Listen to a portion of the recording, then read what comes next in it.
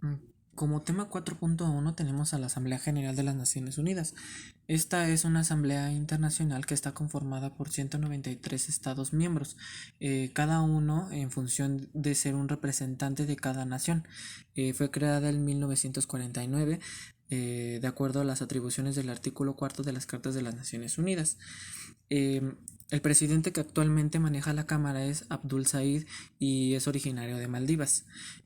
Como ya se mencionó, originalmente esta Cámara cuenta con 193 miembros y sus funciones prácticamente principales es el sustento de la paz y la seguridad, el ingreso de los nuevos miembros y las relaciones internacionales que existen entre cada uno de los participantes.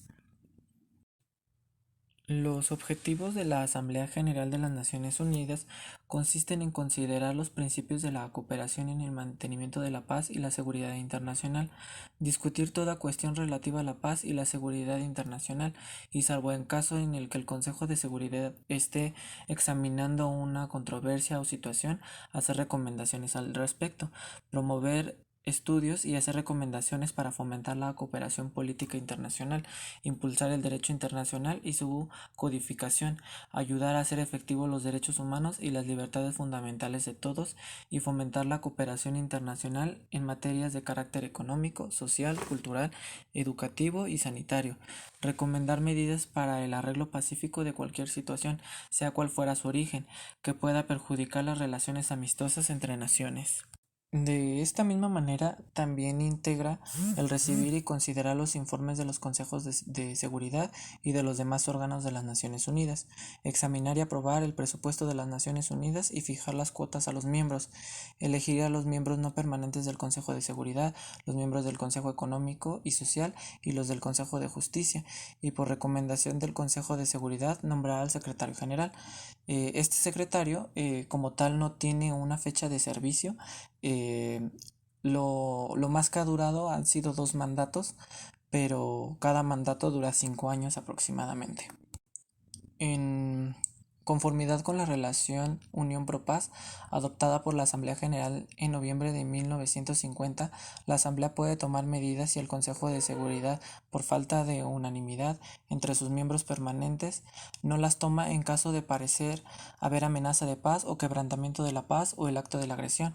La Asamblea está facultada para considerar el asunto inmediatamente a fin de recomendar a los miembros la adopción de medidas colectivas, inclusive en casos de quebrantamiento de la paz o en el acto de la agresión, el empleo de la fuerza armada si fuera necesario para mantener o restablecer la paz y la seguridad entre las naciones y pues asimismo mantener la paz internacional o las relaciones entre ellos. Como tema 4.2 tenemos la Declaración sobre los Principios Fundamentales de Justicia para las Víctimas de Delito y Abuso de Poder. Esta fue adoptada por la Asamblea General de las Naciones Unidas mediante la Resolución 40-34.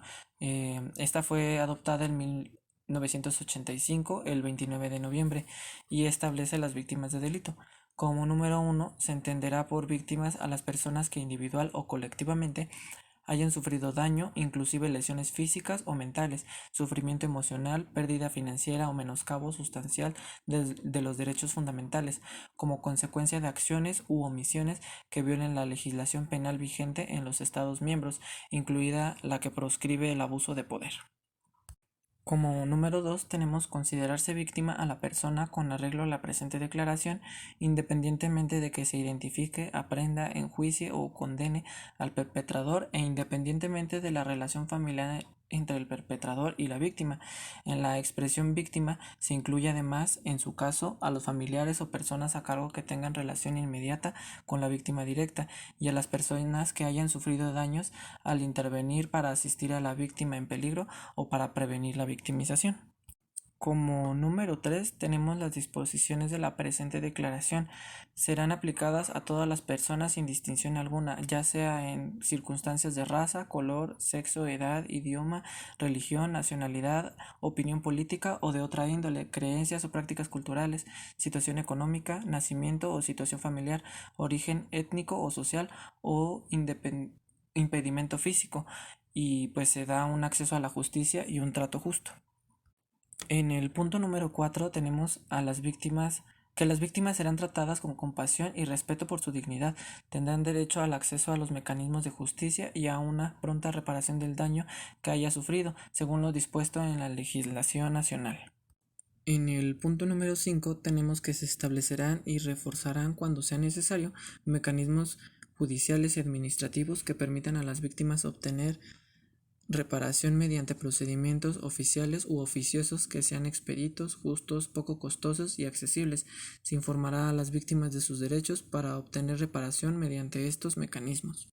En el caso del punto número 6, nos establece que se facilitará la adecuación de los procedimientos judiciales y administrativos a las necesidades de las víctimas, informando a las víctimas de su papel y del alcance, el desarrollo cronológico y la marcha de las actuaciones, así como de la decisión de sus causas, especialmente cuando se trate de delitos graves y cuando haya solicitado esa información. Muy bien, en la parte de la Declaración sobre los Principios Fundamentales de la Justicia, nos dice que la Declaración de los Principios Fundamentales va enfocado hacia las víctimas que sufren algún tipo de delito o algún tipo de abuso de poder.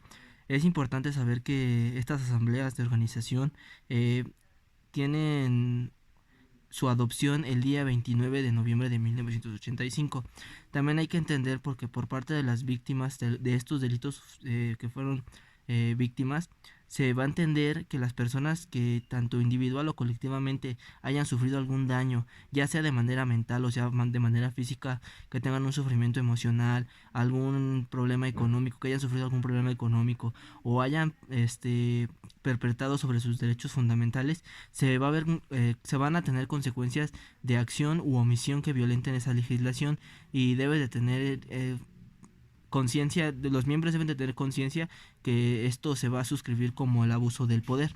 En el segundo punto tenemos que se va a considerar una persona víctima cuando una persona con algún tipo de identificación o enjuiciamiento se le va a condenar al perpetrador de este delito y también se le va a decir, se le va a relacionar independientemente de la relación familiar que se tenga con el perpetrador hacia con la víctima. Esto nos quiere dar a entender que la víctima va a tener que tener una cierta protección, sobre todo sobre cualquier parte para un uso de prevenir una victimización o que la víctima tenga alguna consecuencia por parte de algún familiar del perpetrador. En el punto número 3 tenemos que por disposición de la presente declaración serán aprehensibles todas las personas sin distinción alguna. O sea, esto nos quiere decir que ya sea por el color, sexo, edad, raza, idioma, religión, etcétera, nacionalidad, no se va a tener una cierta imparcialidad. El perpetrador y la víctima van a ser considerados de la misma manera, se le van a dar los mismos tratos a la víctima y al perpetrador se le va a dar el mismo castigo independientemente de cuál sea su condición. Ahora, en el punto número 4, entrando al acceso de la justicia y el trato justo, vemos que las víctimas serán tratadas con compasión y respeto por su dignidad. Aquí dice que tendrán derecho a los mecanismos de justicia de la manera más justa y se le va a dar una legislación por parte de la nación de la manera más favorable, previniendo que no se haya o no se haya perpetrado nada y no tenga ningún daño esta persona. En el punto 5 vemos que se establecerán y reforzarán cuanto sea necesario mecanismos judiciales y administrativos que permitan a las víctimas obtener reparación mediante procedimientos oficiales u oficiosos que sean expeditos. Esto nos quiere decir que la víctima va a tener todas las herramientas por parte del Estado para poder tener una correcta reparación del daño a través de estos mecanismos. En el punto 6 nos dice se facilitará la adecuación de los procedimientos judiciales y administrativos a las necesidades de las víctimas. Esto nos quiere dar a entender que todos los mecanismos y todas las herramientas se van a tener que acoplar a lo que la víctima necesita y de acuerdo al tipo de delito que se haya sido víctima. En el punto número 7 dice, se utilizarán cuando procedan mecanismos oficiosos para la solución de controversias, índole de mediación de arbitraje y prácticas de justicia, ya sea de manera con el objetivo de facilitar la conciliación y la reparación a favor de la víctima. Se le va a tener que dar mucha consideración y se tiene que ocupar las herramientas adecuadas para dar una correcta reparación del daño. En la parte, en el punto 8 vemos un poquito sobre lo que es el resarcimiento y nos dice los delincuentes o los terceros responsables de su conducta resistirán equitativamente como procede a la víctima, sus familiares o a las personas a cargo. Este resarcimiento comprenderá la devolución de los bienes o el pago por los daños. Aquí nos dice que se le tiene que dar un reembolso monetario a la víctima de acuerdo a la perpetración o al daño que haya sufrido tanto en su persona, su condición económica o algún bien que hayan tenido. En el punto número 9 nos dice: los gobiernos revisarán sus prácticas, reglamentaciones y leyes de modo que se considere el resarcimiento como una sentencia posible en los casos penales, además de otras sanciones penales. Es importante porque este punto nos aclara que no simplemente va a bastar con una reparación monetaria en todos los casos, también se le tiene que dar un tipo de sanción penal al perpetrador porque la víctima, ya sea el daño que haya percibido la víctima. En el punto número 10 nos dice: en los casos que se causen daños considerables al medio ambiente, el resarcimiento que se exija comprenderá la mediación de lo posible, la rehabilitación del medio ambiente, la reconstrucción de la infraestructura, la reposición de las instalaciones comunitarias y el reembolso de los gastos de reubicación cuando estos daños causen desintegración de una comunidad. Ahora esto es importante verlo. Se tiene que dar una correcta reparación no tan solo a la víctima, sino también al ambiente en el que la víctima estuvo desenvolvido, o si puede ser, no sé, ya sea que haya sido un daño a su comunidad o haya sido un daño a su propiedad, se tiene que dar por parte del perpetrador, se le tiene que dar un reembolso a la víctima. En el punto número 11 nos dice: cuando funcionarios públicos o agentes que actúen en el título oficial hayan violentado la legislación penal nacional, las víctimas serán resarcidas por el Estado, cuyos funcionarios o agentes hayan sido responsables de los daños causados en el caso de que no exista el gobierno bajo cuya autoridad se produjo la acción o omisión victimizadora. El Estado o el gobierno sucesor deberá prever el resarcimiento de las víctimas. Este punto es muy importante y tenemos que tener en claro que cuando el caso sea que el perpetrador no puede dar una reparación monetaria suficiente, el Estado tiene la obligación de ayudar a la víctima. ¿Por qué? Porque esta persona paga impuestos, paga ciertos servicios por los cuales tiene, así como tiene derechos, también tiene obligaciones, pero también así como los tiene la víctima o una persona común, también los va a tener el Estado como con las personas. En el punto número 12 entramos un poco en la indemnización. Nos dice: cuando no sea suficiente la indemnización, procederá al delincuente o de otras fuentes del Estado procederá a indemnizar financieramente. Ese es el punto que ya aclaré. Ahora, esto se va a desglosar en dos puntos. El punto número 1 dice: a las víctimas de delitos que hayan sufrido importantes lesiones corporales o menoscabo de su salud física mental como consecuencia de delitos graves. Esto nos quiere dar a entender que el Estado tiene que apoyar o tiene que dar todas las herramientas o bienes, ya sea de servicios médicos o servicios terapéuticos, a la víctima por el daño que haya sufrido esta. En el punto número 2 dice: a la familia, en particular a las personas a cargo de las víctimas que hayan muerto o hayan quedado físicamente incapacitadas como consecuencia de la victimización. Esto nos quiere dar a entender que entonces el Estado tiene la obligación de darle sustento económico a la víctima, ya que pues no se va a poder valer por los daños causados al momento de ser victimizada. Ahora, en el punto número 13 nos dice: se fomentará el establecimiento, el reforzamiento y aplicación de fondos nacionales para indemnizar a las víctimas.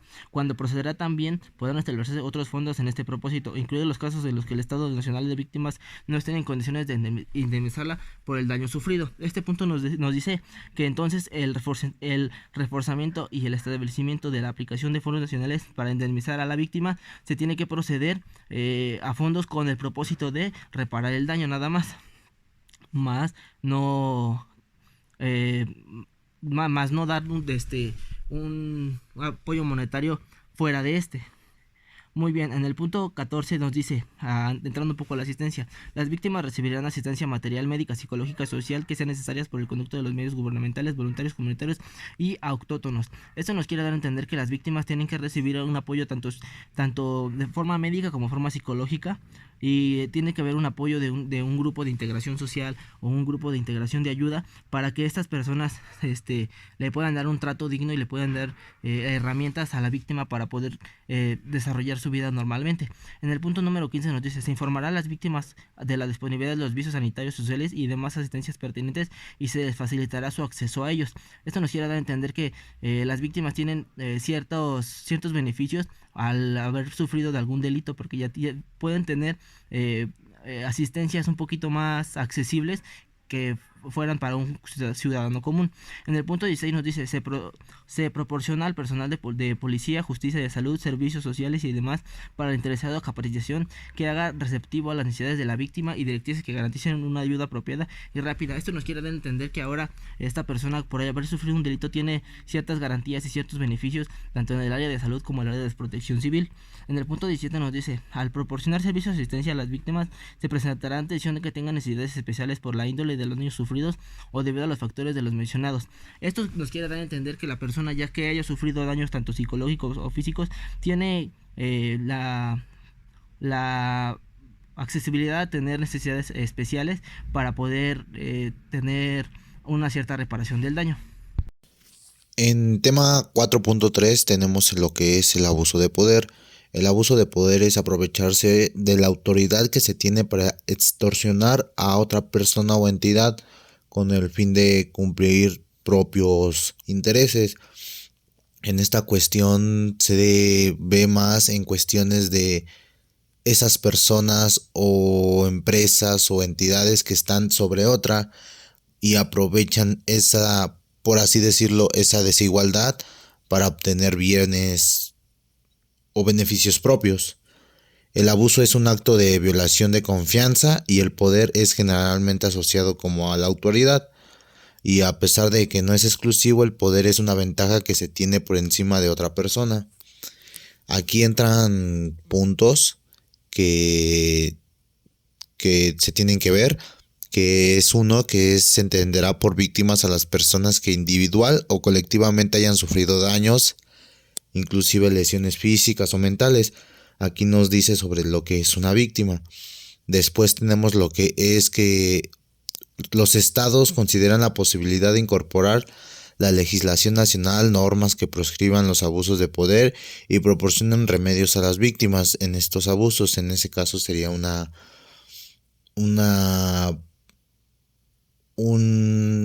por así decirlo, un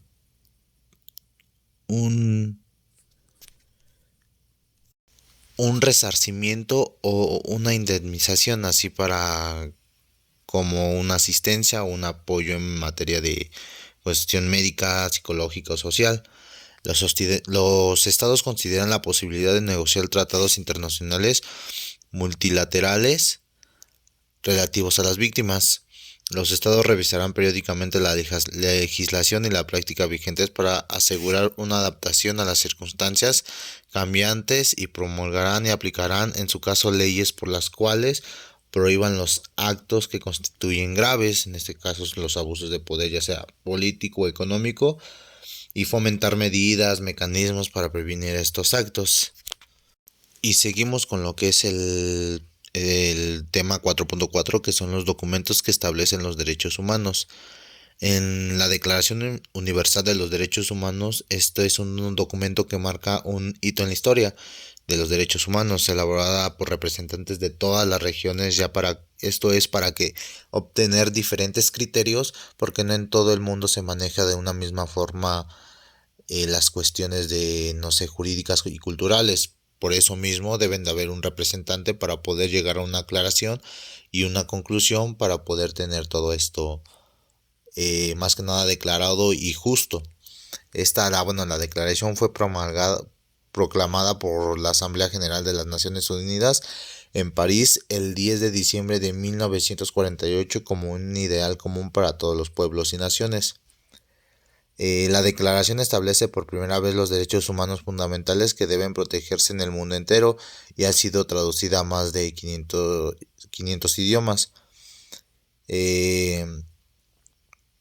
Los documentos importantes que se tienen es la Carta de la ONU, la Declaración Universal de Derechos Humanos, Convención sobre los Derechos del Niño, Estatuto de la Corte Internacional de Justicia, Derechos Económicos, Sociales y Culturales, el Pacto Internacional de Derechos Económicos, Sociales y Culturales. Este entró en vigor en 1976 y a finales de octubre del 2016, que ya contaba con 164 estados parte. Entre los derechos humanos que este pacto en sí busca promover y proteger se encuentran el derecho a trabajar, el derecho a la protección social y el derecho a la educación y a gozar de los beneficios derivados de la libertad cultural y el progreso científico. Como parte en el 4.5 vemos el punto de las garantías de las víctimas. Nos dice, los derechos de las víctimas a nivel constitucional y legal han estado poco reconocidos y poco protegidos. Las víctimas del delito se encontraban casi aisladas del procedimiento penal y su atención brindada era muy limitada. Con esto surge las garantías de las víctimas. Se tiene entendido que antes las personas que sufrían algún delito se veían muy desprotegidas por parte de la ley.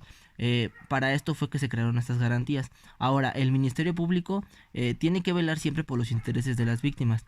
Tiene que siempre estar al pie del cañón con proporcionar acceso de justicia rápida, expedita, clara y precisa al momento de darle la investigación y correcta solución a algún caso de delito. Se tiene que tener mucho interés en la víctima. Los derechos humanos surgieron con la finalidad de proteger a la dignidad humana. Tiene que estar con la conciencia de que estos surgieron para frenar abusos y acciones de actuaciones arbitrarias por parte del Estado. Se tiene que tener muy en claro que la defensa de los derechos y la concordancia del sistema de jurídico democrático tiene que ostentar a tener ciertas garantías en cuanto a las víctimas. Se tiene que dar un seguimiento correcto al cada tipo de delito y garantizar un papel efectivo a la víctima de que se va a hacer justicia. Se tiene que tener a las autoridades pertinentes de acuerdo al tipo de delito que se haya cometido. Se tiene que dar garantías de que los derechos de la víctima se van a hacer valer en caso de que se van a establecer preferencias y se van a establecer ciertos rangos a los derechos fundamentales, porque constitucionalmente estos están reconocidos. Entender que el órgano judicial tiene que prever siempre lo necesario para respetar el equilibrio y la equidad procedimental. Se tienen que ver muchas organizaciones en las prácticas de las diligencias para poder proveer. Es importante aclarar que la víctima tiene la facultad de ordenar la práctica de estas diligencias para tener una mejor asistencia. Ahora, hay que tener en claro que la víctima ofendido de un delito debe tener un asesor jurídico obligatoriamente, y le tiene que informar sus derechos, le tiene que orientar sobre lo que está pasando a través de todo el juicio, y también tiene que tener un equilibrio jurídico en las partes procesales. Porque de acuerdo a la Carta Magna, los agentes del MP tienen como función la representación social y tienen la obligación de informar el procedimiento penal y la asesoría a la víctima. Es importante ver que cada parte o cada encomienda que existe en el Ministerio Público tiene una función, todo con el objetivo de llevar una integración correcta y un proceso digno, ya que los servicios que se le tienen que dar a la víctima y a los ofendidos tienen que tener garantía de que toda prueba que pueda ayudar a esclarecer el hecho tienen que ser revisadas por parte del MP, tienen que tener un oportuno equilibrio y una oportuna intervención en la relación jurídica para que estos intereses, tanto para el imputado y el asistido por el defensor y el ofendido, estén al tanto y puedan tener también partes para que no se hagan diligencias o no se haga un trato incorrecto de estas pruebas. En el artículo 20 constitucional nos dice que recibir asesoría jurídica, ser informado de los derechos al favor que establece la Constitución y solicitar o tener la actualización de todo el desarrollo del procedimiento penal es un derecho. Y en conclusión nos dice que las víctimas buscan que es de los derechos humanos y las garantías individuales se tienen que dar ya sea orientación, y también se le tiene que dar ciertos privilegios para poder esclarecer los hechos y tener en claro que las víctimas aquí sí ya no pueden ser manipuladas o ya no pueden sufrir irregularidades por parte del Estado.